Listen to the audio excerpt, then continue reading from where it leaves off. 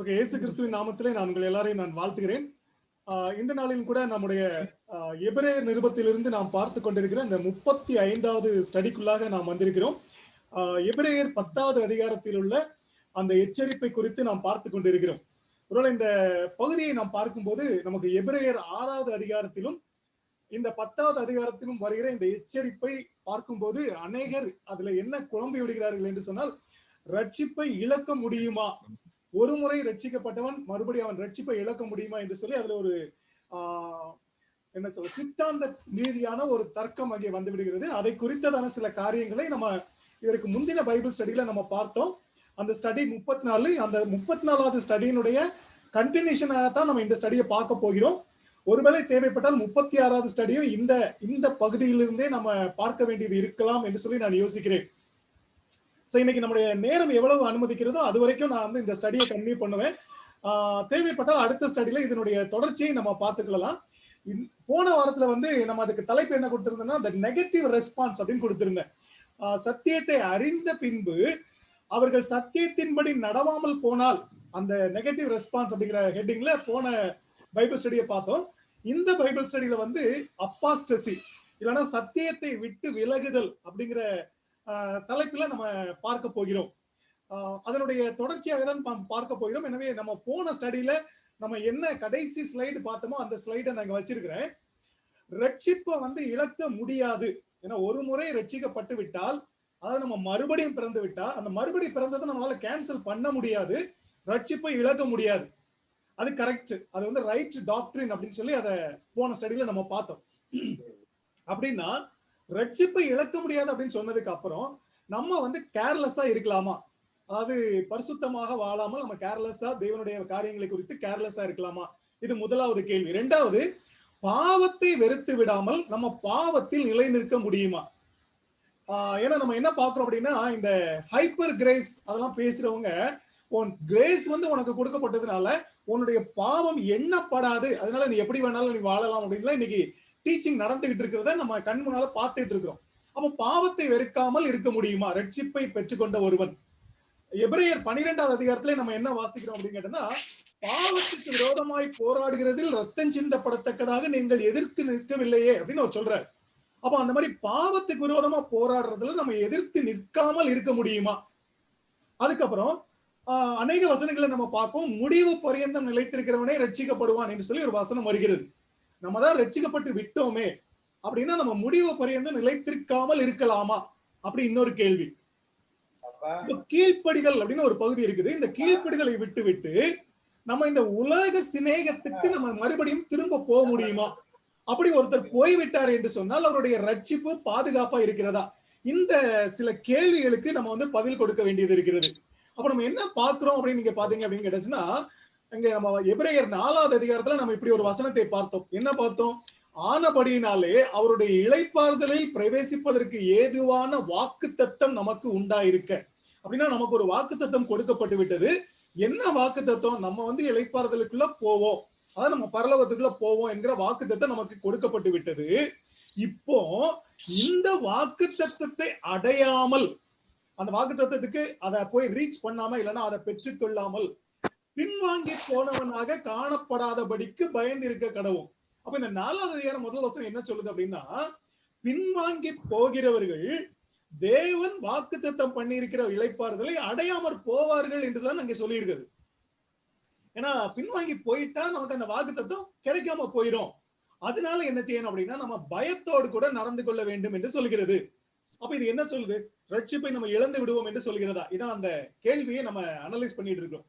அப்போ 10வது அதிகாரம் 38வது வசனத்திலே நம்ம பார்த்து கொண்டிருக்கிற பகுதியினுடைய தொடர்ச்சி, விசுவாசத்தினாலே நீதிமான் பிழைப்பான், பின்வாங்கி போவானானால் அப்படின்னா பேக் ஸ்லைடிங், அவன் மேல் என் ஆத்துமா பிரியமா இராது என்கிறார். அப்ப God is not happy with a person who is backslidden. பின்வாங்கி போயிட்டா அவன் மேல ஆண்டவர் வந்து பிரியமா இருக்க மாட்டாரு.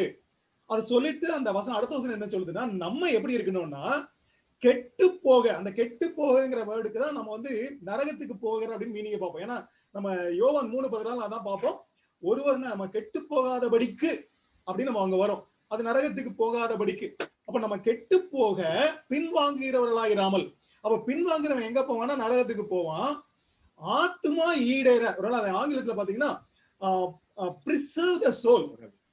அப்ப நம்முடைய ஆத்மாவை பாதுகாத்துக் கொள்ள விசுவாசிக்கிறவர்களா இருக்கிறோம் என்று சொல்லப்பட்டிருக்கு. இந்த விசுவாசத்தை பத்தி நம்ம பேசணும், ஆனா அதுக்கு நிறைய டைம் வேணும். அப்ப இங்க எந்த வசனம் என்ன சொல்லுது அப்படின்னு கேட்டு பாத்தீங்கன்னா, பின்வாங்குகிறவன் கெட்டு போவான். அப்ப யாரு பின்வாங்கிட்டாங்களோ அவங்க எங்க போவாங்கன்னா நரகத்தான் போவாங்க. அப்ப பொறுமையோடு விசுவாசத்தில் முடிவு பரியந்தம் நிலைத்திருக்கிறவனே ரட்சிக்கப்படுவான். இதான் இந்த வசனம் நமக்கு சொல்லுது. அப்ப அந்த விசுவாசத்தில் என்று சொல்லும் போது அது ஒரு சிந்தனையில் மட்டும் அல்ல, அது என்ன இன்க்ளூட் பண்ணுதுன்னா தேவனுடைய சித்தத்தை நம்ம செய்து கொண்டிருப்பதில் அப்படிங்கிற ஒரு காரியமும் அதுல சேர்ந்து வருகிறது. சரியா? ஓகே. அநேகர் இந்த ஒரு வசனத்தை, அதாவது 1 கொரிந்தியர் 3:15 வசனத்தின் அடிப்படையிலே ஒருவன் பின்வாங்கி போனால் கூட அவன் கட்டினதுதான் வெந்து போகும், அவன் பரலோகத்துக்கு வந்து விடுவான் என்று சொல்லி என்னிடத்துல பேசி இருக்கிறார்கள். நான் அநேக நேரத்துல இதை கேட்டுக்கொண்டிருக்கிறேன். இந்த வசனத்தை கொஞ்சம் நம்ம கூர்ந்து கவனித்தால் அதுல ஒரு முக்கியமான ஒரு விஷயத்தை நம்ம நினைவில் வைத்துக் கொள்ள வேண்டும். இங்க என்ன சொல்லியிருக்குது என்று சொன்னால், ஒருவன் கட்டினது வெந்து போனால் அவன் நஷ்டம் அடைவான், அவனோ ரட்சிக்கப்படுவான். பாத்தீங்களா? அவன் பின்வாங்கி போனா கூட அவன் என்ன ஆவான்? அவன் ரட்சிக்கப்படுவான். அதுவும் அக்கினியிலிருந்து தப்பினது போல் இருக்கும் அப்படின்னு அந்த வசனம் இருக்கு. இப்ப நீங்க ஒரு முக்கியமான ஒரு விஷயத்தை நீங்க பார்க்கணும். என்னன்னா 1 கொரிந்தியர் 3வது அதிகாரத்துல பின்வாங்கி போகிற ஒருவனை பற்றி பேசப்படவில்லை. அங்க போக்கஸ் எதுல இருக்கு அப்படின்னு கேட்டாச்சுன்னா மினிஸ்ட்ரியில இருக்கு. கட்டுகிற ஊழியத்தை குறித்து பேசுகிறது. அங்க பின்வாங்கி போறவனை பத்தி பேசவே இல்லை. அதை நம்ம கவனிக்க வேண்டும். அப்ப யார பத்தி பேசியிருக்கு அப்படின்னு கேட்டாச்சுன்னா கட்டி கொண்டிருக்கிற ஒரு ஊழியக்காரனை பத்தி பேசியிருக்கு. இந்த கட்டுகிறவன் எப்படி கட்டுகிறான் அதுதான் கேள்வி. ஒருவேளை நம்ம 2 தீமோத்தேயு 2:15 வாசித்தா அங்க பவுல் தீமோத்தேயுக்கு ஒரு ஆலோசனை கொடுக்கிறார். என்ன சொல்றாரு? சத்திய வசனத்தை நிதானமாய் பகுத்து போதிக்கிறவனாக நீ இருக்கணும் அப்படின்னு சொல்றாரு. The rightly dividing the word of God. இப்போ அநேகர் நீங்க ஊழியம் செய்ய வரும்போது வசனத்தை சரியாக தெரிந்து கொள்ளாததினாலே ஒருவேளை அவங்களுடைய ரட்சிப்பு சரியா இருக்கும், ஆனா வசனத்தை சரியா அவங்க பகுத்து போதிக்காததுனால கேட்கிறவங்க சரியான விசுவாசத்துக்குள்ள வராம தவறான விசுவாசத்துக்குள்ள அவர்களுடைய ரட்சிப்பு கேள்விக்குறியாக மாறி விடுகிறது. அப்ப அவங்க கட்டினது வெந்து போகும், அவன் நஷ்டம் அடைவான், கட்டின மினிஸ்ட்ரி முழுச வேஸ்ட் ஆயிரும் அப்படிங்கறத நம்ம பாக்குறோம். அப்ப இங்க யார பத்தி பேசியிருக்கு அப்படின்னு கேட்டா சத்திய வசனத்தை நிதானமாக பகுத்து போதிக்காத ஒருவனை பற்றித்தான் இந்த 1 கொரிந்தியர் 3:15 சொல்லப்பட்டிருக்கிறதை தவிர பின்வாங்கி போகிறவனை பற்றி சொல்லப்படவில்லை. அப்ப அந்த மாதிரி சரியாக சத்தியத்தை பேசாமல் ஒருவன் ஊழியம் செய்தால் அதனுடைய விளைவு என்னவாக இருக்கும் என்று சொல்லி நம்ம பார்த்தோம்னா அவனுடைய மினிஸ்ட்ரிக்குள்ள ரிவார்டு அவன் இழந்துருவான். ஏன்னா அவன் மூலமாக ரட்சிக்கப்பட்டோம் என்று சொல்லி நம்புகிறவர்கள் சரியான சத்தியத்தில் அவர்கள் கட்டப்படாதபடியினாலே அவர்களுடைய ரட்சிப்பு கேள்விக்குறியாக போய்விடுகிறது. இந்த வசனத்தை அப்படியே நம்ம லாஜிக்கலா பின்வாங்கி போனவன் எப்படி கட்ட முடியும்? இல்லையா? அவன் கட்டிட்டு இருக்க முடியாது. அப்ப யாரு கட்ட முடியும்னா கிறிஸ்துவில் நிலைத்திருக்கிறவன் தான். ஆனா அவன் எப்படி இருக்கணும் அப்படின்னு கேட்டாச்சுன்னா அவன் சத்திய வசனத்தை நிதானமாய் பகுத்து போதிக்கிறவனாக இருக்கணுங்கிறது ரொம்ப முக்கியம். அப்போ 1 கொரிந்தியர் 3:15 நம்ம பார்க்கிற முக்கியமான விஷயம் என்னன்னு கேட்டாச்சுன்னா இங்க பின்வாங்கி போவதை பற்றி சொல்லவில்லை, மினிஸ்ட்ரியை பத்தி சொல்லி இருக்குது. அப்ப இந்த திரும்ப கேள்விக்கு வருவோம், ரட்சிப்பை இழக்க முடியுமா? அவன் அடிச்சு நம்ம சாங்க சொல்லலாம். என்ன சொல்லலாம் அப்படின்னா மறுபடியும் பிறந்ததை இல்லாம செய்யவே முடியாது. அப்போ பின்வாங்கி போறவன் யாரு அப்படின்னு கேட்டீங்கன்னா அவன் ரட்சிக்கப்படவே இல்லை. அவன் அங்க பாக்குறோம். அப்போ 1 யோவான் 2:19 நமக்கு யோவான் ரொம்ப அழகா ஒரு வார்த்தை சொல்லிட்டு போனாரு. அவர்கள் நம்மை விட்டு பிரிந்து போனார்கள். அந்த பிரிந்து போனார்கள் அப்படிங்கறத நம்ம பின்வாங்கி போனார்கள் என்று நம்ம புரிந்து கொள்ள வேண்டும். ஆகிலும் அவர்கள் நம்முடையவர்களா இருக்கவில்லை.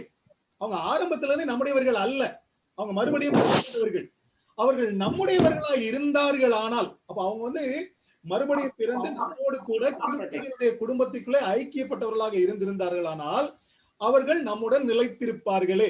அப்ப அவங்க பின்வாங்கி போயிருக்க மாட்டாங்களே. எல்லாரும் நம்முடையவர்கள் அல்லவென்று வெளியாகும் படிக்கு பிரிந்து போனார்கள். அப்ப அவங்க ஏன் பின்வாங்கி போனாங்கன்னு பாத்தீங்கன்னா அவங்க தாங்கள் ரட்சிக்கப்படவில்லை என்பதை வெளியில காமிக்கிறதுதான் பிரிந்து போனார்கள். இதுதான் நம்ம யோவான்ல நம்ம வாசிக்கிறோம், யோவானுடைய நிருபத்துல நம்ம வாசிக்கிறோம். மத்தேயுல ஒரு ஓமையை இயேசு கிறிஸ்து சொல்லியிருக்கிறார்.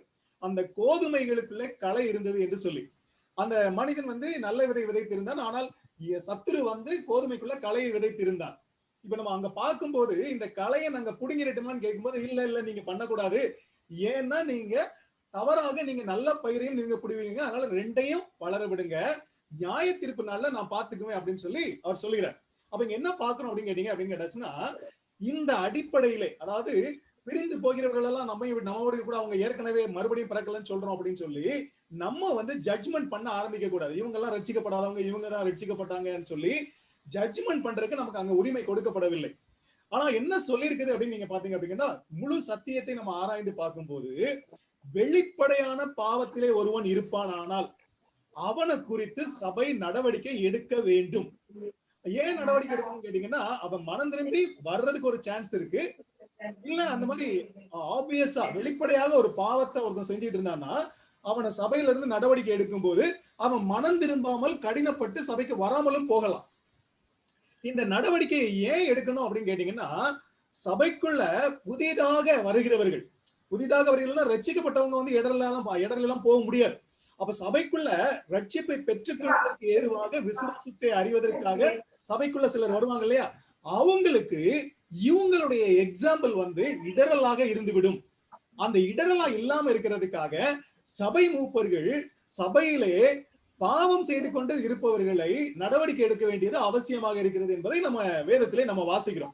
1 கொரிந்தியர் 5:1 இப்படி சொல்லி இருக்குது, உங்களுக்குள்ளே விபச்சாரம் உண்டு என்று பிரசித்தமாய் சொல்லப்படுகிறது, இப்படிப்பட்ட காரியம் செய்தவனை நீங்கள் உங்களை விட்டு நீக்காமலும் துக்கப்படாமலும் இருமாப்படைந்திருக்கிறீர்கள். அப்படிப்பட்டவனுடைய ஆவி கர்த்தராகிய இயேசு கிறிஸ்துவின் நாளிலே ரட்சிக்கப்படும்படி மாம்சத்தின் அழிவுக்காக கர்த்தராகிய இயேசு கிறிஸ்துவின் நாமத்தினாலே அவனை சாத்தானுக்கு ஒப்பு கொடுக்க வேண்டும் என்று தீர்ப்பு செய்கிறேன். இந்த வசனத்தை சொல்லும் போது நம்ம அதுல கவனிக்க வேண்டிய விஷயம் என்னன்னு கேட்டா, மாம்சத்தின் அழிவு அப்படின்னு சொல்லும் போது அது என்னங்கிறதையும் சாத்தானுக்கு ஒப்பு கொடுத்தல் என்னங்கிறதையும் நம்ம வந்து அப்படி சர்ஃபேஸ் லெவல்ல புரிஞ்சுக்க கூடாது, கொஞ்சம் ஆழமாக புரிந்து கொள்ள வேண்டும். ஒருவன் பாவத்தை செய்கிறான் என்று சொன்னால் அவன் மேல நம்ம வந்து ஒரு ஆக்ஷன் எடுத்து அவனை நம்முடைய ஃபெல்லோஷிப்ல இருந்து ஐக்கியத்துல இருந்து வெளியில அனுப்பும் போது அவன் தன்னுடைய மனசாட்சியிலே குத்தப்பட்டு தன்னுடைய மாம்சத்தின் கிரியைகளை விட்டு அதாவது மாம்சத்தின் கிரியைகளை அழித்து விட்டு அவன் மறுபடியும் நம்முடைய ஐக்கியத்துக்குள்ள வர்றதுக்கு ஒரு சான்ஸ் இருக்குது. அதுக்காக நம்ம அவனை என்ன பண்றோம் அப்படின்னா, சபைக்கு வெளியிலே அதைத்தான் சாத்தானுடைய கையில என்று சொல்லப்பட்டிருக்கிறது. அவனை சாத்தானுக்கு இல்லைன்னா இந்த நீ சாத்தானை நீ வச்சுக்க அப்படி கொண்டு போ அப்படின்னு கொடுக்கறது இல்ல, சாத்தானுக்கு ஒப்பு கொடுக்க வேண்டும் என்பது சபை ஐக்கியத்துக்கு அவனை வெளியிலே அவனை அனுப்பிவிட வேண்டும். அப்பதான் அவன் வந்து நான் இன்னும் நல்லா தான் இருக்கேன் அப்படின்னு சொல்லி தன்னைத்தானே ஏமாற்றிக் கொள்ளாமல் தன்னை நிதானித்து மனம் திரும்பி உள்ள வர முடியும். ஆனா சிலவங்க மனம் திரும்பாம வெளியில போறதுக்கு சான்ஸ் இருக்கு, அதுக்கு நம்ம ஒண்ணும் பண்ண முடியாது. ஆனா சபைக்குள்ள நம்ம பாவத்தை அனுமதிக்க முடியாது. அப்போ ரட்சிக்கப்பட்டவர்கள் ரட்சிப்பை இழக்க மாட்டார்கள், அதான் ஸ்ட்ராங்கா நம்ம பைபிள் சொல்லுது. அப்ப நம்ம என்ன பாக்குறோம் அப்படின்னு கேட்டா, இப்படி ஒரு வசனத்தை வாசிக்கிறோம், மத்தேயிலே வாசிக்கிறோம், மார்க்லயே வாசிக்கிறோம், கூடுமானால் தெரிந்து கொள்ளப்பட்டவர்களையும் வஞ்சிக்கத்தக்கதாக, if possible okay deceive those who are chosen. அப்ப இப்படி ஒரு கேள்வி கேட்கலாம், அப்போ தெரிந்து கொள்ளப்பட்டவர்களை வஞ்சிக்க முடியுமா அப்படின்னு ஒரு கேள்வி கேட்டா, அந்த வசனத்தை நம்ம ஜாக்கிரதையா பார்த்தா என்ன சொல்லுது அப்படின்னா, அந்த வஞ்சனையினுடைய அளவு எவ்வளவு கிரேட்டா இருக்குங்கிறது தான் அந்த வசனத்துல சொல்லி இருக்குதே தவிர தெரிந்து கொள்ளப்பட்டவர்கள் வஞ்சிக்கப்படுவார்கள் என்று சொல்லப்படவில்லை. தெரிந்து கொள்ளப்பட்டவர்களை கூட வஞ்சிக்கிற அளவுக்கு அவ்வளவு கிரேட்டா இருக்கும் அப்படின்னு சொல்லும் போது அங்க தெரிந்து கொள்ளப்பட்டவர்கள் சேஃபா தான் இருப்பாங்க, ஆனா மற்றவர்கள் தெரிந்து கொள்ளப்படாதவர்கள் ரொம்ப ஈஸியா அடித்து செல்லப்படுவார்கள் அப்படிங்கிறத நம்ம பாக்குறோம். அப்போ அந்த நேரத்துல நம்ம என்ன பாக்குறோம் அப்படின்னு கேட்டாச்சுன்னா, இந்த தெரிந்து கொள்ளப்பட்டவர்கள் எப்படிப்பட்டவர்களாக இருப்பார்கள் என்று சொன்னால், அவர்கள் ஜாக்கிரதை உள்ளவர்களாக இருப்பார்கள், விழித்திருக்கிறதுனாலே தங்களை காத்துக் கொள்வார்கள். அப்ப இங்க நம்ம என்ன பாக்குறோம் கேட்டா, தெரிந்து கொள்ளப்பட்டவர்களுடைய ஒரு குணாதிசயம் அவர்கள் ஜாக்கிரதையாக தங்களை காத்துக் கொள்கிறவர்களாக இருப்பார்கள் என்று சொல்லி நம்ம இங்க பார்க்க வேண்டியது ரொம்ப ஒரு அவசியமான ஒரு காரியமாக இருக்கிறது. இதை நம்ம வந்து யோவான்ல நம்ம 1 யோவான்ல நம்ம திரும்ப வாசிப்போம், தேவனால் பிறந்தவன் தன்னை காக்கிறான் என்று சொல்லி பார்ப்போம். அப்ப தெரிந்து கொள்ளப்பட்டவன் எப்படிப்பட்டவனாக இருக்க வேண்டும் என்றால், தங்களை காத்துக் கொள்கிறவர்களாக இருக்க வேண்டும். அவங்க வந்து கவலையீனமாக இருக்கக்கூடாது, கேர்லெஸ்ஸா இருக்கக்கூடாது. நம்ம இந்த எபிரேயர் நிருபத்தினுடைய ஆரம்ப ஸ்டடியிலே நம்ம வந்து ஒரு விஷயத்தை பார்த்திருப்போம், ஹியூமன் ரெஸ்பான்சிபிலிட்டி அப்படின்னு ஒண்ணு இருக்கு, டிவைன் சார்ஜினிட்டின்னு ஒண்ணு இருக்குது. நம்ம ரெண்டுலயும் ஒரு சைடுல போய் சாஞ்சிடக்கூடாது, அப்படி சாஞ்சிட்டா நம்ம ஒரு தவறான டாக்டரினுக்குள்ள போயிருவோம். It is by God's grace only we are saved. ஆனா தேவன் செய்யும்படியாக நமக்கு நியமிக்கப்பட்ட சில காரியங்களும் இருக்கிறது. அதனாலதான் நம்ம வந்து எபிரேயர் 10வது அதிகாரத்துல நம்ம இப்படி வாசிக்கிறோம், அன்புக்கும் நற்கிரியைகளுக்கும் நாம் ஏவப்படும்படி ஒருவரை ஒருவர் கவனித்து ஒருவருக்கொருவர் புத்தி சொல்ல வேண்டும். இதுதான் அந்த 10, 24, 25 வாசிக்கிறோம். இங்க சில பிரேசஸ் நான் கொஞ்சம் முன்னால பின்னால அரேஞ்ச் பண்ணிருக்கிறேன் நமக்கு அந்த தொடர்ச்சி வர்றதுக்காக. அப்போ சபை கூடி வருகிறது எதற்காக என்று சொன்னால், அன்புக்கும் நற்கிரியைக்கும் நம்ம ஒருவரை ஒருவர் ஏவ வேண்டும். இப்ப நம்ம ரட்சிக்கப்பட்டுட்டோம், அதுக்கப்புறம் நம்ம எப்படி வேணாலும் வாழலாம், கேர்லெஸ்ஸா இருந்துக்கலாம் அப்படின்னு நம்ம சொல்றதா இருந்தா, நம்ம சபை கூடி வர்றதோ இல்ல மறுபடியும் அவங்களுக்கு இந்த ஊக்கம் கொடுக்கக்கூடிய செய்திகளை வசனங்களை அவங்களுக்கு சொல்ல வேண்டியது அவசியமே இல்லையே. அதான் ஒரு தடவை ரட்சிக்கப்பட்ட நீ எப்படி வேணாலும் போ, அதான் கடைசியில ஹெவனுக்கு வந்துருக்கு அப்படின்னு சொல்லிடலாம். ஆனா இங்க என்ன சொல்லுது அப்படின்னு கேட்டாச்சுன்னா, இந்த ஜாக்கிரதையாக இருக்க வேண்டிய காரியத்துக்காக, தங்களை காத்து கொள்ள வேண்டிய காரியத்துக்காகத்தான் இந்த அன்பையும் நற்கிரியையும் நம்ம தொடர்ந்து செய்ய வேண்டியவர்களாக இருக்கிறபடினால அதுக்கு நம்மளை தூண்டும்படியாக நம்ம புத்தி சொல்ல வேண்டியவர்களாக இருக்கிறோம் என்பதை நம்ம இங்க பாக்குறோம். அப்ப இந்த அன்பும் நற்கிரியையும் நம்முடைய ரெஸ்பான்சிபிலிட்டி. அன்பைய நற்கிரியை காமிக்கிறதுனால ஒருத்தர் ரட்சிக்கப்பட முடியாது. ஆனா ரட்சிக்கப்பட்ட நாம் அன்புக்கும் நற்கிரியைகளுக்குமாகத்தான் நாம் படைக்கப்பட்டிருக்கிறோம். நம்ம அதற்காகத்தான் தேவன் தெரிந்தெடுத்திருக்கிறார். அதனால இந்த காரியத்தை நாம் செய்ய வேண்டியது நம்முடைய கடமையாக இருக்கிறது என்று சொல்லி நம்ம பாக்குறோம். அப்ப இங்க என்ன பாக்குறோம் அப்படின்னு கேட்டீங்கன்னா, 1 கொரிந்தியர் 10வது அதிகாரம் 12வது வசனத்திலே, தன்னை நிற்கிறேன் என்று எண்ணுகிறவன், நான் நிக்கிறேன் அப்படின்னு ஒருத்தன் எண்ணுகிறான் என்று சொன்னால், அப்ப அவன் என்ன நினைக்கிறான்னா, நான் ரட்சிக்கப்பட்டு விட்டேன் என்று சொல்லி அவன் நினைக்கிறான். அப்படிப்பட்டவன் எப்படி இருக்கணும்னா, அவன் விழாதபடிக்கு எச்சரிக்கையா இருக்க கடவன். அப்ப என்ன நம்ம இன்னும் டவுட்ஃபுல்லா தான் இருக்கிறோமா அப்படின்னு கேட்டா இல்ல, இது டவுட்ஃபுல்லா இருக்கிறத பத்தி பேசல. அந்த தன்னை காத்துக் கொள்கிறான், ஜாக்கிரதையா இருக்கிறான், இந்த காரியத்தை பத்தி தான் பேசுறோம். அப்ப நான் இன்னைக்கு கிருபைக்குள்ளாக நான் ரொம்ப நிச்சயமாக நம்புகிறேன். நான் ரட்சிக்கப்பட்டிருக்கிறேன். இயேசு கிறிஸ்து எப்போது வந்தாலும் நான் அவரோடு கூட நான் எடுத்துக்கொள்ளப்படுவேன். நான் பரலோகத்தில் இருப்பேன். எனக்கு என்னுடைய சிந்தனை எனக்குள்ளாக ரொம்ப ஸ்ட்ராங்கா இருக்குது. ஆனா என்ன அப்படின்னு கேட்டா, நான் எச்சரிக்கையா இருக்க வேண்டியது அவசியமா இருக்கிறது. அப்படின்னா நான் வழுக்கி விடக்கூடிய இடங்கள்ல போய் நான் நிற்க கூடாது. நம்ம ஒரு சங்கீதத்துல வாசித்தோம்னா, பரியாசக்காரர் உட்காரும் இடத்தில் உட்காராமலும் பாவிகளுடைய வழியில் இல்லாமலும், அப்படின்னா நமக்கு ஏன் சொல்றோம்? அப்போ தேவனால் பிறந்தவன் எவனோ அந்த மாதிரி தன்னை வழுக்கக்கூடிய இடங்கள்ல போய் நிக்க கூடாது. இது நமக்கு கொடுக்கப்பட்டிருக்கிற தேவ கட்டளையாக இருக்கிறது. அப்ப நம்ம கிருபையினாலதான் ரட்சிக்கப்பட்டோமே தவிர கிரியையினால அல்ல. அதை நம்ம நல்லா சாங்கா புரிஞ்சுக்கிட்டோம். ஆனா நற்கிரியைகளுக்கு என்று நாம் ரட்சிக்கப்பட்டோங்கிறதை நம்ம மறுதலிக்க முடியாது. இந்த கிருபையை பத்தி பேசும்போது நம்ம திட்டவட்டமாக நம்ம யோசிக்க வேண்டிய ஒரு வசனம் என்னன்னு கேட்டீங்கன்னா, இந்த தீத்து 2:12 கிருபை என்ன செய்கிறது என்று சொன்னால், அபபக்தியையும் லௌகீக இச்சைகளையும் வெறுத்து தெளிந்த புத்தியும் நீதியும் தேவ பக்தியும் உள்ளவர்களை இவ்வுலகத்திலே ஜீவனம் பண்ண நமக்கு போதிக்கிறது என்று எழுதப்பட்டிருக்கிறது. அப்ப கிருபையை பற்றி நம்ம பேசும்போது, இந்த கிருபை என்பது நம்மை பரிசுத்தம் உள்ளவர்களாக தேவனுக்கு ஏற்றவர்களாக வாழ நம்மை போதிக்கிறதா? அப்ப அப்படி போதிக்கிற ஒரு சக்திக்கு பேரு தான், அந்த போதிக்கிற ஒரு தூண்டுதலுக்கு பேரு தான் கிருபை. அப்ப எனக்கு நான் பாவத்துல போகும்போது என்னை கண்டித்து உணர்த்தி என்னை கொண்டு வரல அப்படின்னா அது கிருபை இல்லை. இன்னைக்கு அநேகர் கிருபை அப்படிங்கிறதுக்கு நிறைய சாட்சிகள் சொல்லுவாங்க. நான் ஆக்சிடென்ட்ல மாட்டினேன், கர்த்தர் கிருபையா காத்துக்கொண்ட நல்ல விஷயம். அந்த காத்து கொண்ட விஷயம் உன்னை பரிசுத்தத்துக்கும் தேவனுக்கு பிரியமாய் வாழ்கிறதற்கு கொண்டு வந்திருந்தா தான் அது கிருபை. இல்ல அப்படின்னா அது கிருபை இல்லை. அப்ப கிருபை என்பது என்னை பரிசுத்தத்திற்கும் தேவனுக்கும் நேராக, தேவ நீதிக்கு நேராக என்னை நடத்துகிறது என்றால் அது கிருபை. அது எதுவா இருந்தாலும் சரி, எனக்கு வரக்கூடிய பிரச்சனை கூட என்ன தேவனிடத்துல கொண்டு வந்தா அந்த பிரச்சனை எனக்கு கிருபை, அந்த வியாதி எனக்கு கிருபை. அப்படிதான் நம்ம பார்க்கணும். ஏன்னா எதெல்லாம் என்னை தேவனிடத்தில் நடத்துமோ அதெல்லாம் எனக்கு கிருபை.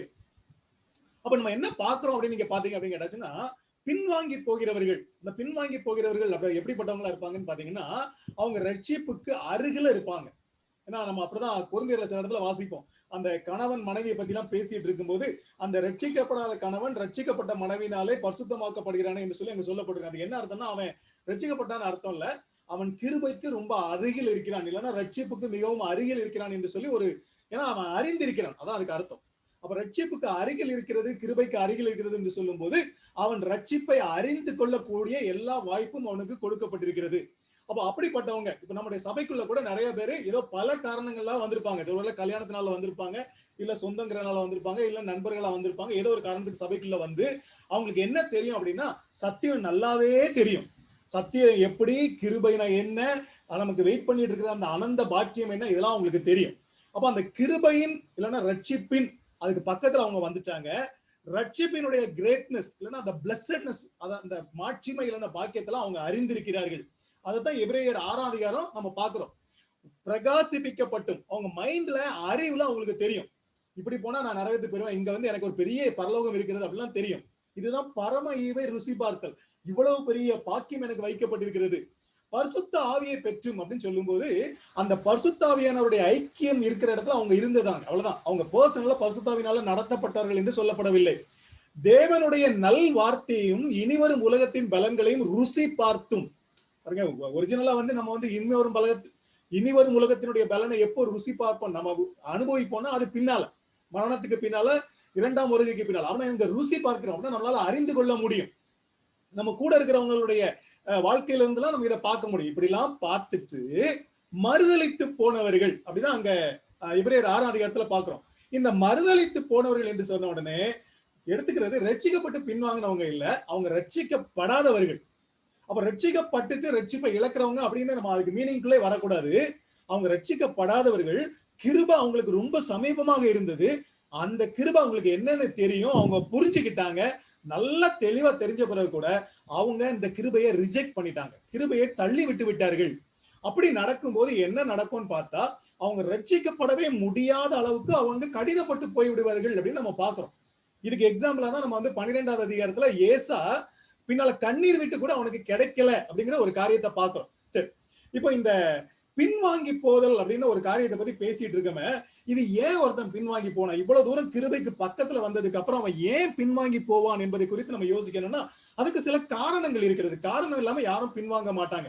இந்த காரணங்களை நம்ம ஏன் புரிஞ்சுக்கணும்னா, அப்போ ஏன் அவன் பின்வாங்கினான் அப்படின்னு நம்ம யோசிக்கும் போது, அது இவ்வளவு பெரிய பாக்கியத்தை விட்டுட்டு ஒருத்தன் போறோம் அப்படின்னா எப்படி காரணம் இல்லாம போவான் அப்படின்னு நம்ம ஒரு கேள்வி கேட்போம் இல்லையா? அப்ப சில காரணங்கள் இருக்கிறது. அதையும் நம்ம இன்னைக்கு இந்த ஸ்டடியில கொஞ்சம் அப்படி நம்ம பார்த்தால் நலமாக இருக்கும். அப்ப சில காரணங்கள், நிறைய காரணங்கள் இருக்கலாம். நான் வந்து ஒரு 4 காரணங்களை மட்டும் பிக்கப் பண்ணி முக்கியமான சில காரணங்கள் என்று கருதுகிறேன் அப்படின்னால அதை இங்க கொண்டு வந்திருக்கிறேன். முதல் காரணம் என்னன்னு கேட்டாச்சுன்னா பெர்சிக்யூஷன், உபத்திரவங்கள்.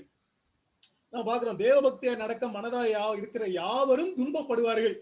பெர்சிக்யூஷன் நமக்கு உண்டுங்கிறது தான் பைபிள் நமக்கு சொல்லி இருக்குது. அப்போ இந்த உபத்திரம் வந்த உடனே என்ன ஆகும்னு கேட்டேன்னா, எல்லாம் நல்லா தான் இருக்கு, நீங்க சொல்ற உபதேசம் எல்லாம் எனக்கு நல்லா இருக்கு, கம்ஃபர்டபுளா நான் இருந்தேன்னா ஓகே, ஆனா இந்த உபத்திரம் எல்லாம் எனக்கு வேண்டாம் அப்படின்னு சொல்றவங்க நிறைய பேர் இருக்கிறாங்க. அப்ப இந்த உபத்திரவங்களின் வழியாக பிரவேசிக்க ஆயத்தமா இல்லாதவர்கள் அநேகர். இவங்க உபத்திரவத்தை பார்த்ததும் மறுதலித்து போய்விடுறாங்க. அப்ப முதல் காரணம் இந்த அப்பாஸ்டசி இல்லைன்னா பின்வாங்கி போவதற்கான முதல் காரணம் என்னன்னு கேட்டீங்கன்னா உபத்திரம். உபத்திரம் வந்தவனே ஓடி போயிடுவாங்க. நீங்க பாருங்க, மத்தேயு 24:9 நம்ம இப்படி வாசிக்கிறோம், உங்களை உபத்திரவங்களுக்கு ஒப்பு கொடுத்து உங்களை கொலை செய்வார்கள், என் நாமத்தின் நிமித்தம் நீங்கள் சகல ஜனங்களாலும் பகைக்கப்படுவீர்கள். ஆஹா, ஆண்டவர்கிட்ட வந்து எல்லாம் சக்சஸ் நீங்களுக்கு சொன்னாங்களே, நீங்க என்னன்னா இப்படி உபத்திரம் உண்டு, கொல்லெல்லாம் பண்ணப்படுவோம், பகைக்கப்படுவோம், அப்படின்லாம் நீங்க வெறுக்கப்படுவோம்னு சொல்றீங்களே அப்படின்னு கேட்டா, இப்படித்தான் பைபிள் ப்ராமிஸ் பண்ணுது. அப்ப இந்த உபத்திரவம் வரும்போது எத்தனை பேர் நிலைத்திருப்பீர்கள்? அப்ப நம்ம மத்தேயு 13ஆவது அதிகாரத்துல அந்த விதைக்கிறவனுடைய ஊமையை கேட்கும் போது, கற்பாறை இடங்களில் விதைக்கப்பட்டவன் வசனத்தை கேட்டு உடனே அதை சந்தோஷத்தோட ஏற்றுக்கொள்கிறான். பாருங்க, சந்தோஷத்தோட ஏற்றுக்கொள்கிறான். ரட்சிக்கப்பட்டான்னு அர்த்தம் இல்ல. தனக்குள்ளே வேறு இல்லாதவனாய் கொஞ்ச காலம் மாத்திரம் நிலைத்திருப்பான். கேட்ட வசனத்துல அவன் கொஞ்ச காலம் மாத்திரம் நிலைத்திருப்பான். ஆனா அதுக்கப்புறம் வசனத்தின் நிமித்தம் உபத்திரவமும் துன்பமும் உண்டான உடனே அவன் இடரல் அடைவான். வசனத்தினால எல்லாம் பாசிட்டிவா போற வரைக்கும் அவன் சந்தோஷமா தான் இருப்பான். உபத்திரம் வந்த உடனே அவன் இடரல் அடைவான். அப்படின்னு என்ன அர்த்தம்? அவன் பின்வாங்கி போவான். அப்போ உபத்திரவும் ஒரு முக்கியமான காரியம். அநேகர் இன்னைக்கு பின்வாங்கி போவதற்கு காரணமாக இருக்கிறது. இன்னைக்கு அநேக சபைகள் உபத்திரம் உண்டுங்கிறதையே சொல்ல மாட்டேங்கிறாங்க. If you come to Christ everything is success. நீ கிறிஸ்துவிட்ட வந்துட்டா உன் வேலை எல்லாம் முடிஞ்சிருச்சுன்னு சொல்றாங்க. அது தவறான உபதேசம். ரெண்டாவது காரியத்தை பார்ப்போம். செகண்ட், ஃபால்ஸ் டீச்சிங், கள்ள போதனைகள். ஒருவேளை இந்த கள்ள போதனைகள் அப்படின்னு சொல்லும் போது, நான் வந்து இயேசு கிறிஸ்து கடவுள் கிடையாது, சாத்தான் தான் கடவுள்னு சொன்னா உடனே நீங்க என்னை தூக்கி வெளியில போட்டுருவீங்க. ஏன்னா ரொம்ப கிளியரா தெரியும். ஆனா அந்த கள்ள போதனைகள் எப்படி இருக்கும்னு கேட்டீங்கன்னா, ஹாஃப் ட்ரூத், ஃபுல் ட்ரூத் கிடையாது, ஹாஃப் ட்ரூத் இருக்கிறதா இன்னைக்கு கள்ள போதனைகள். கிருபை எடுத்துக்கிட்டா கிருபையினுடைய சில வசனங்களை மட்டும் எடுத்து காமிப்பாங்க. அது அவங்களுக்கு சாதகமான வசனங்களை எடுத்து காமிப்பாங்க, மற்றொரு பகுதியை எடுத்து காமிக்க மாட்டாங்க. அப்ப என்னன்னு கேட்டா, இந்த கள்ள உபதேசங்கள் இல்லைன்னா கள்ள போதனைகள் என்னன்னு கேட்டா பாதி உபதேசம். இன்னைக்கு அநேகர் இதைத்தான் பேசிட்டு இருக்கிறாங்க. இதுதான் சபையில இருக்கக்கூடிய ப்ராப்ளம். அப்ப நான் ஏற்கனவே நான் கட்டுகிறவன் அப்படிலாம் பேசிட்டு வந்தேன். ஒருவேளை நான் ரட்சிக்கப்பட்டிருந்தா கூட, நான் தேவனுடைய சமூகத்தில் அமர்ந்திருந்து சத்தியத்தை சரியா கற்றுக்கொள்ளாம அறகுறையா நான் பிரசங்கம் பண்ணினா அது கள்ள போதனை. இந்த கள்ள போதனைய என்ன நினைச்சு நம்புறவங்க என்ன ஆவாங்க அப்படின்னு கேட்டாச்சுன்னா, அவங்க எல்லாம் பின்வாங்கி போவார்கள். ஏன்னு கேட்டா அவங்களுக்கு தான் இந்த சோதனைகள் உபத்திரவங்கள்லாம் வரும்போது நிக்காது. நிறைய கள்ள போதனைகள் என்ன சொல்லுதுன்னா, இந்த செக்யூரிட்டி ஆஃப் சால்வேஷன், இந்த ரட்சிப்பினுடைய பாதுகாப்பு அப்படின்னு சொல்லும் போது, நீ ஒரு தடவை ரட்சிக்கப்பட்டில்ல பரவாயில்ல, நீ பாவத்துக்குள்ள போயிட்டு கூட நீ திரும்பி எப்போ வேணுமோ அப்போ வா அப்படின்னு சொல்ற மாதிரி டீச்சிங்ஸ் போயிருது. இல்ல, சரியாக ஜாக்கிரதையாக தன்னை காத்துக் கொள்கிறவனாக இருக்க வேண்டும் என்று சொல்லிதான் இந்த வசனம் நமக்கு போதிக்கும் போது, இல்ல இந்த மாதிரி நீ பின்வாங்கி போனாலும் நீ ரட்சிப்பை இழக்க மாட்ட, அதனால நீ தைரியமா பாவம் செய்யுன்னு சொல்லிட்டா அது ஹாஃப் ட்ரூத். ஏன்னா நீ ரட்சிக்கப்பட்ட, உனக்கு கிருபை உண்டு, ஆனா நீ கடினப்பட்டு போவதற்கான பாசிபிலிட்டி உண்டு. உன் ஆட்டிடியூட் கரெக்டா இருக்காங்கிறத பார்க்கணும், நீ ஜாக்கிரதையா இருக்கிறியா, நீ காத்துக்கொள்றியான்னு பார்க்கணும். அதை பத்தி பேசல அப்படின்னா இந்த கள்ள போதனை இது நிறைய பேர் சத்தியத்தை விட்டு விலகி போவாங்க. இப்போ சில காரியங்களை சத்தியத்தை பேசும்போது என்ன நடக்குது அப்படின்னு கேட்டாச்சுன்னா, அவங்க சத்தியத்தை பற்றி கொள்ள மனதில்லாதவர்களா இருக்கிறதுனால என்ன பண்றாங்கன்னா, அவங்க எதை விரும்புறாங்களோ அதை சொல்றவங்கள கேட்பாங்க. நீ பாத்தீங்கன்னா, ஆசீர்வாதத்தை பத்தி பேசுறவர்களுக்கு அநேக கூட்டம் வரும், பாவத்தை கண்டித்து உணர்த்துறவர்களுக்கு கூட்டம் வராது. மத்தேயு 24:11 என்ன சொல்லிருக்குன்னா, கள்ளத்தீர்க்கதரிசிகள் எழும்பி அநேகரை வஞ்சிப்பார்கள். அவங்க எல்லாம் இயேசுங்கிற பேரை தான் யூஸ் பண்ணுவாங்க, வேத வசனத்தை தான் யூஸ் பண்ணுவாங்க. ஆனா சத்தியத்தை போதிக்காம அவங்க வசதியான ஒன்றை பத்தி தான் போதிப்பாங்க. அதனாலதான் நம்ம மத்தேயு 7வது அதிகாரத்துல, ஆண்டவரே உம்முடைய நாமத்தினாலே நாங்கள் அற்புதங்களை செய்தோமே, நாங்க தீர்க்க தரிசனம் உரைத்தோமே, நாங்க இதை செய்தோமே, உங்களை அறியேன் அப்படின்னு சொல்லுவார். அப்ப என்னன்னு கேட்டா, கள்ள தீர்க்கதரிசிகள் எழும்புவார்கள், இவர்கள் அநேகரை வஞ்சிப்பார்கள். யாருன்னு கேட்டீங்கன்னா, இந்த சத்தியத்தை அறிந்து கொள்ளும் வண்ணமாக நம்மோடு கூட நம்ம சபைக்குள்ள எல்லாம் வந்தவங்களா இருப்பாங்க, ஆனா உண்மையிலேயே ரட்சிக்கப்படாதவர்கள். ஏன்னு கேட்டா, கிறிஸ்துவினுடைய வித்து அவங்களுக்குள்ள இருந்துச்சுன்னா அவங்களால பாவத்துல நிலைநிற்க முடியாது. அதான் நம்ம பைபிள்ல வாசிக்கிறோம். அப்போஸ்தலர் 20:29 பவுல் என்ன சொல்றான்னு பாருங்க, நான் போன பின்பு மந்தையை தப்ப விடாத கொடிதான ஓநாய்கள் உங்களுக்குள்ளே வரும். எங்க? சபைக்குள்ள. உங்களிலும் சிலர் எழும்பி, பாருங்க சபைக்குள்ள இருக்கிறதுல சிலர் எழும்பி சீஷர்களை தங்களிடத்தில் இழுத்துக் கொள்ளும்படி மாறுபாடானவைகளை போதிப்பார்கள் என்று அறிந்திருக்கிறேன். இது முதல் நூற்றாண்டுல நடந்துச்சு. அப்ப இன்னைக்கு 21வது நூற்றாண்டுல எவ்வளவு அதிகமா நடக்கும் நம்ம யோசித்து பாருங்க.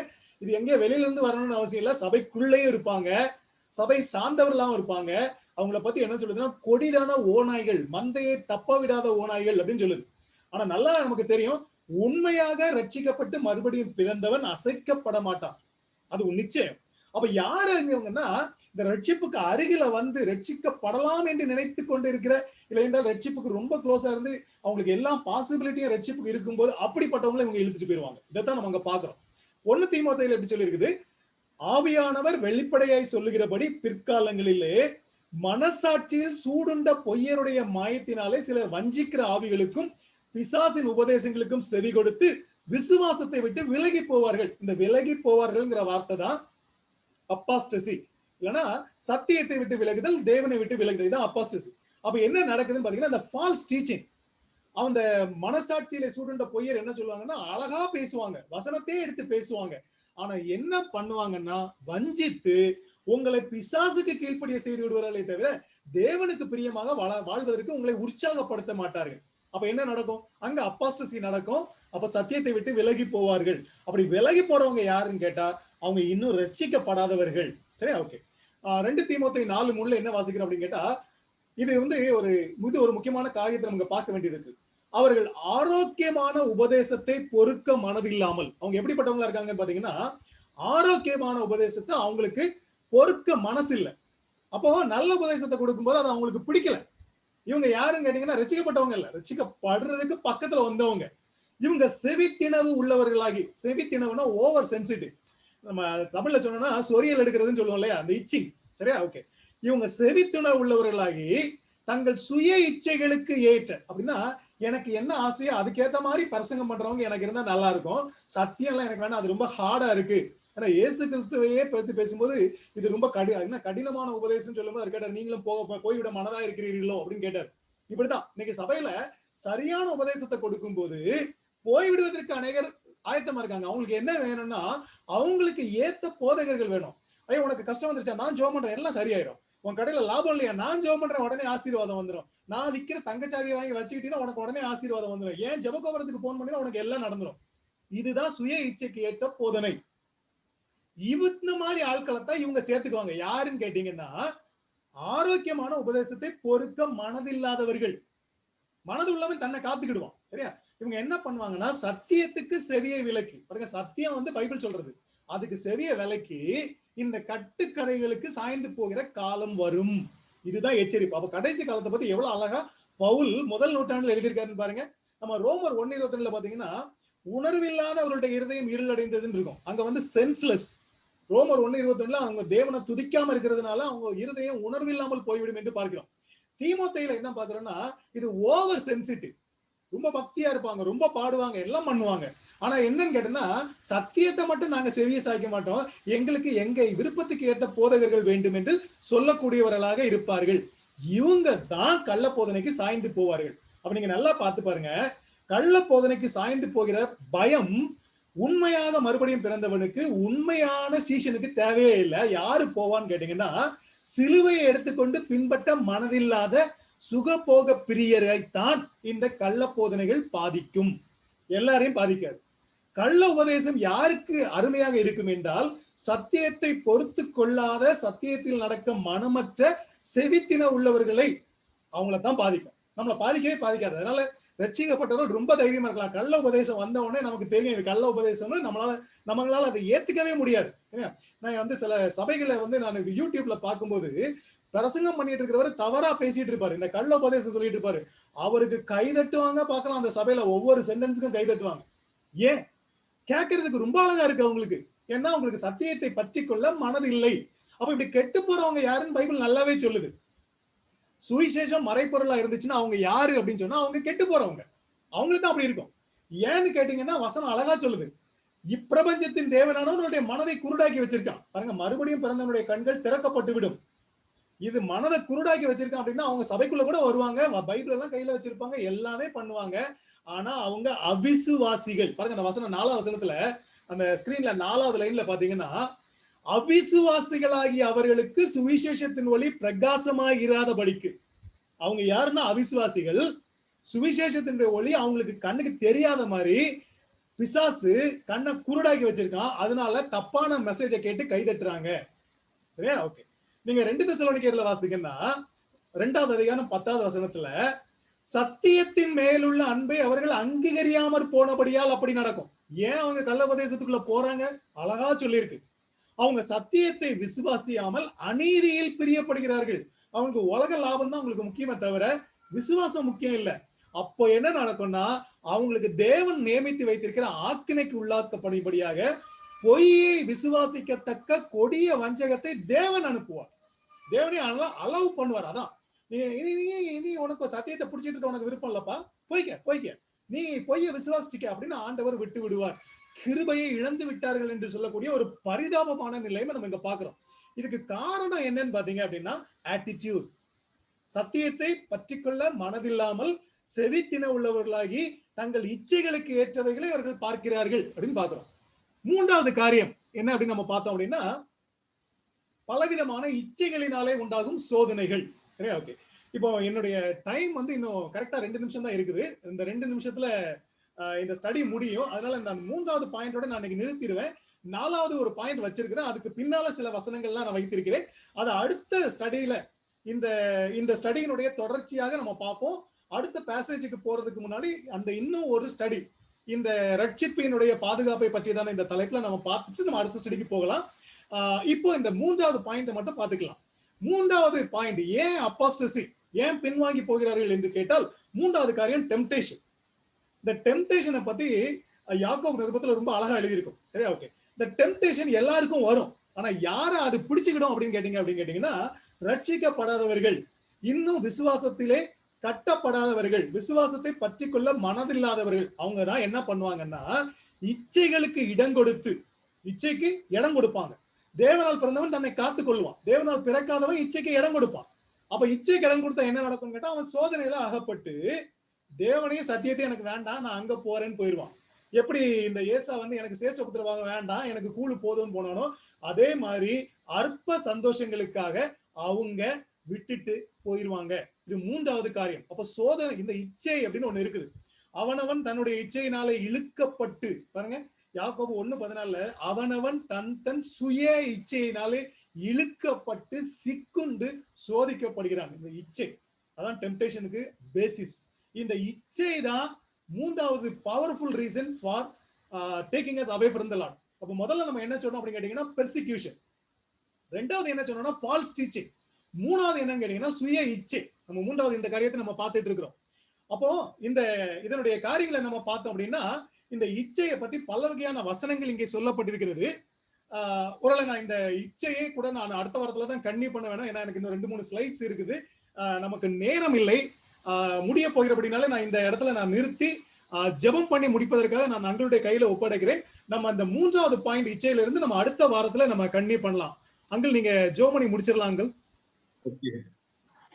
கிருபையில் ஐஸ்வர்யமுள்ள எங்கள் அன்பின் பரமபிதாவே, இந்த அருமையான வேலைக்காக உம்மை துதிக்கிறோம், ஸ்தோத்திரிக்கிறோம், பணிந்து கொள்கிறோம். எங்கள் ரட்சிப்பின் உறுதிப்பாட்டை குறித்து நாங்கள் மீண்டும் ஒரு விசை நாங்கள் சிந்திக்க எங்களுக்கு கிருபை செய்து